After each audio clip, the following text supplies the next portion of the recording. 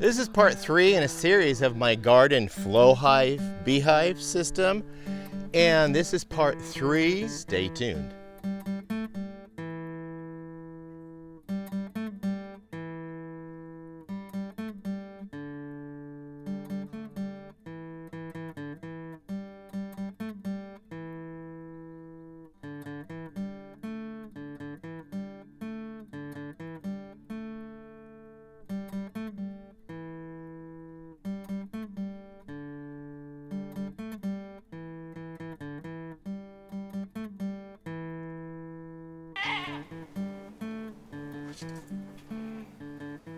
Hello, welcome back to Pine Meadows Hobby Farm. I'm your host, Jerry Hanson. The nucleus of bees have not arrived yet, so I'm waiting for my beekeeper friend whom I bought the nucleus from to finish delivering NUCs this morning to other customers, and then he'll be coming over and bringing me 5 NUCs. I'll be charging this hive with NUCs and then also my other hives with NUCs. So in preparation for installing nucleus of bees into my hives, I got to do some pre-op work. First of all, a short explanation of what a nuc of bees is, or a nucleus of bees. It is a box, usually a 5-frame box. One frame pretty much has brood on it that is capped and unhatched yet. Another frame has capped brood on it that is emerging. Another frame is pretty much food. And then you have a whole population, a whole colony of bees already there. They're working, they're active. And you also have an empty frame for them to work while they're in that nucleus, because the bees, they need to work, and that's what they're designed to do. And then you have that queen that's floating around in the hive. There's 2 methods that a beekeeper who raises NUCs will do. He'll either cage a queen, or he'll just let the queen run free inside that hive, but the hive will be blocked off and closed off so the bees can't escape while he's transporting them. The most optimal time for transporting and setting bees is probably in the cool of the morning. So I'm going to open the hive. Okay, once I have it unstrapped, I'm going to go ahead and remove my outer cover. And then underneath of this, I have my inner cover. And that goes over the top of the honey super, and this is the flow hive. I'm going to go ahead and remove this and set it aside. This is the queen bee excluder. This keeps the queen from moving up and laying brood in the honey super, so I'm going to go ahead and remove that. And this is a brood chamber, or a deep. I'm going to go ahead and remove that.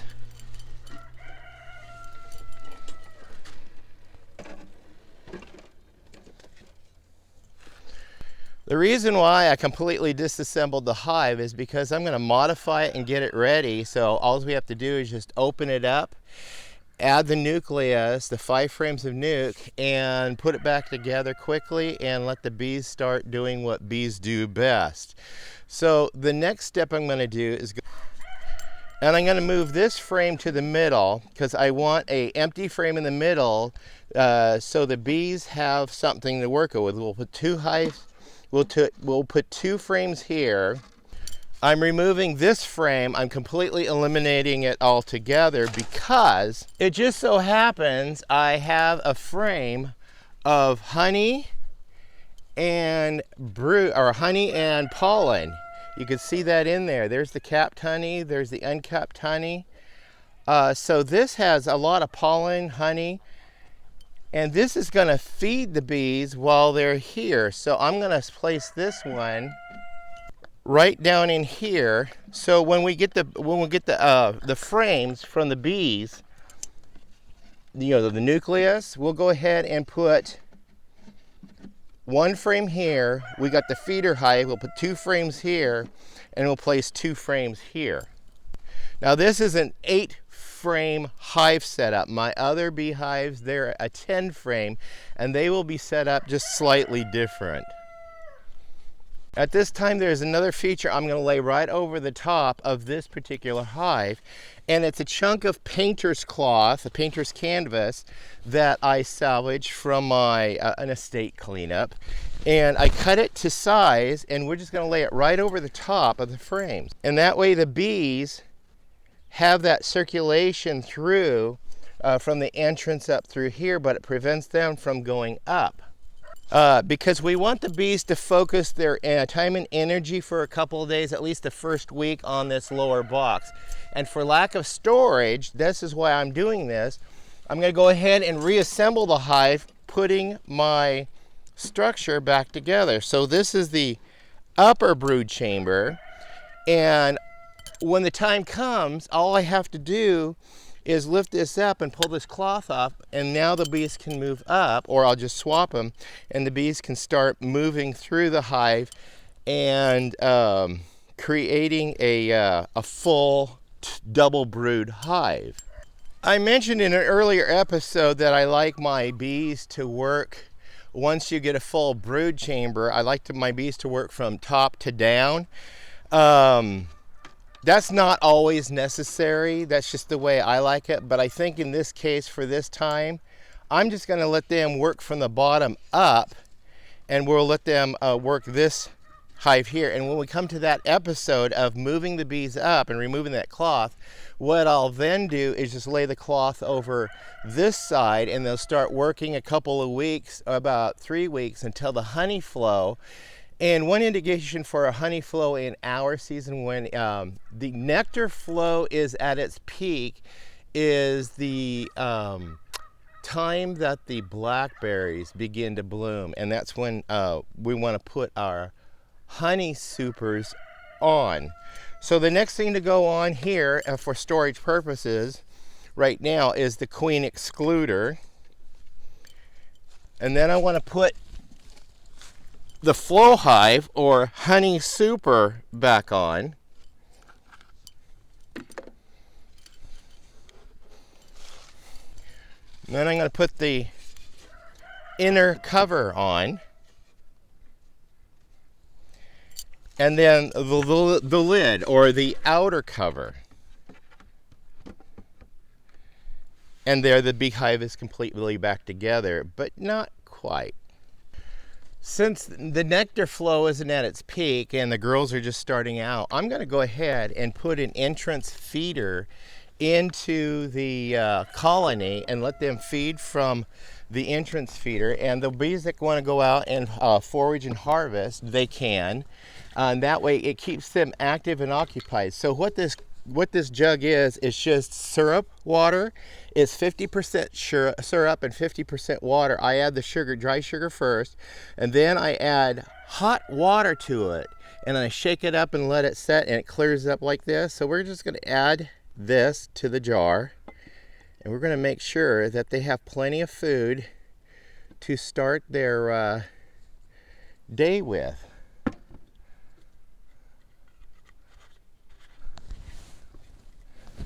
You put this jar lid back on, and this jar lid has little teeny tiny holes in it. And then I put this in the entrance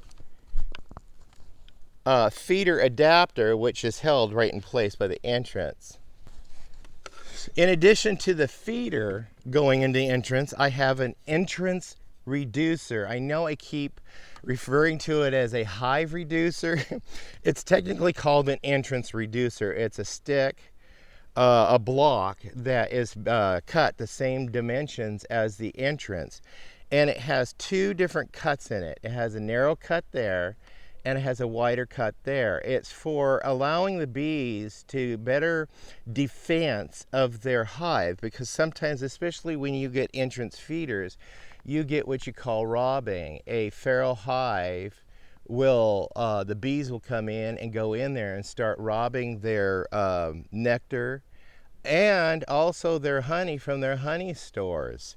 So we want to give my little bees every advantage by giving them optimal ability to defend the hive. Now you turn it this way, it's blocked, so it has this way larger entrance, or you can turn it this way. Now it's blocked and you have the smaller entrance. For now, I'm going to start it with a small entrance. Now this helps before I strap it down, is I use my entrance reducer and let's use it this side. Lift up the hive and slide this under there, and the weight of the hive is what holds it in place. And then you choose your entrance size and you just slide that in place, and now that's complete. So now I'm set up and ready for the honeybees to show up in the nucleus form.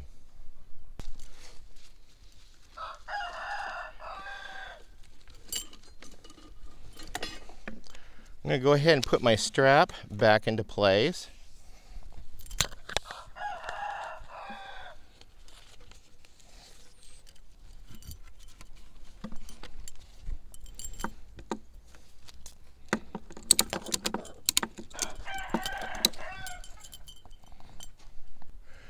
And now this hive is ready to receive bees. I mentioned there's several different ways you could receive bees. I forgot one other method that I've been getting free bees, and that was extractions. So you can get a nucleus of bees, which I'm learning to prefer better, because study is showing that you have an 80% failure rate, and they don't know why, they don't know the reason behind it, an 80% failure rate of packaged bees. And then also there's a problem, sometimes you get a problem with the feral bees, like the extractions from the inner boards of a house or some cavity someplace, or even a swarm capture, just a clump of bees hanging from something that you just go in and put them in a box, bring them back. Those are probably one of the better ones you can get, is a swarm, or this is my own personal preference. A swarm is a good, healthy bunch of bees to be able to add, and that's a free source, or find a beekeeper in your area and get a nucleus of local honeybees, because those girls, they are raised in our climate and they will be better apt to overwinter successfully than bringing in bees from another part of the country. I got a smoker, which is loaded with smoke pellets. They come in a little package from Man Lakes, and also a piece of paper that I can put it under there, and a lighter to be able to start the smoker and get it going, because in case we have to smoke the bees. Not sure if we do or not, but also I have a hive tool. This is a hive tool. Now there's a couple of different variations of this hive tool, and people will choose what they prefer. I prefer this one because this is the one I was introduced to and I like it better. And then this is the hive frame lifter. You just sit that on top of the frame, you pull it and you pull the frame out. It makes the job a lot easier, especially when you have these big heavy-duty gloves on, because you really can't feel what you're doing when you're working with bees. Now I want to point out, these gloves are real thick leather. These are actual welder gloves I purchased from Harbor Freight. So I didn't spend a whole lot of money on my beekeeping material. Then I've got my beekeeping hat, and my beekeeping hat came with another hat that I originally purchased from a kit from a gal I worked with who retired and sold me all of her hives and some bees. Yeah, those failed. And then for the top, I just use this blazer. That's it. It's just a blazer. It's double lined, so when the bees get on me, they can't sting me. I have yet to be stung through the blazer and through the hood and through the gloves. Now for the pants, I just tuck them into my boots, and those are sufficient enough, the Levi pants, to be able to handle the bees when you're beekeeping. A couple of general no-nos for approaching beehives. Number one is, when you're working with a beehive, always work from the back. Don't work from the front, because that's where the bees find that the aggressors come in, like skunks will come in front of the front, bear will come in front of the front. So they'll set into defensive mode and try to protect the hive. And also, do not eat a banana before you approach your hives. You heard me.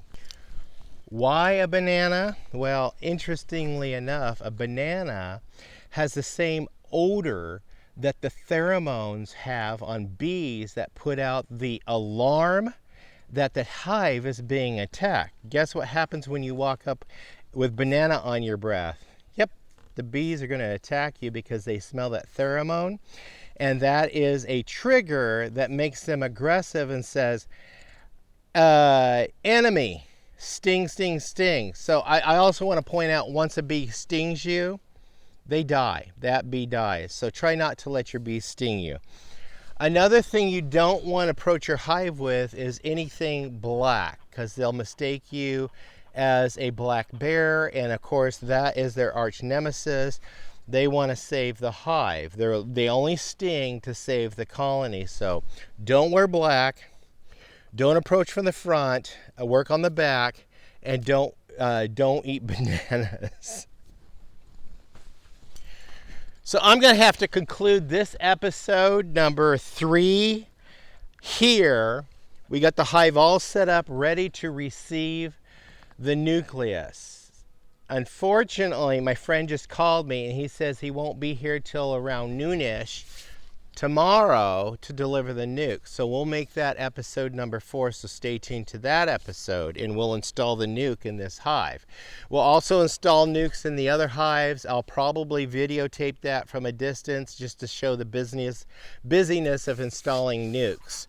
But today's episode is just basically getting the hive ready for nukes and introducing the tools in which we're going to be using for beekeeping. I hope you guys found this video really informative, especially those of you who are new to my channel and are exploring beekeeping. And yeah, I strongly advise you guys, if you want to get into beekeeping, buy a couple of books, go on the University of YouTube, and there's there's several really great teachers that are supplying really helpful information and seminars on beekeeping. Be sure you watch all of those, and when you're done watching those, watch some more, so you're well versed in at least in the fundamentals of beekeeping, and then go sign up with a organization that has beekeeping meetings, so you can learn about beekeeping in your specific climate, in your specific geography. It varies slightly from place to place. I'm your host, Jerry Hanson, here at Pine Meadows Hobby Farm. We're in the garden apiary with the flow hive. This particular setup is a unique setup. It's different from my others. So we're going to be doing some special features on this one. Stay tuned for the next episode when we introduce a nucleus of bees to this colony. This will be fully stocked, and we'll get some sweet rewards in the end. Please subscribe, then click that bell icon. That'll alert you to new videos as I upload them. Another thing you can do is, hey, like the show. If you like the education I'm giving you, if you like the channel, the content, let me know. It really helps me understand that I'm delivering good content. Also, please share my videos on your social media platforms. If you find it worthy enough to share on social media platforms, please do. And also leave a comment or a question. And please, always be safe and always be kind. We'll see you in the next episode. Can't wait. Tomorrow noon, bees. Bye-bye.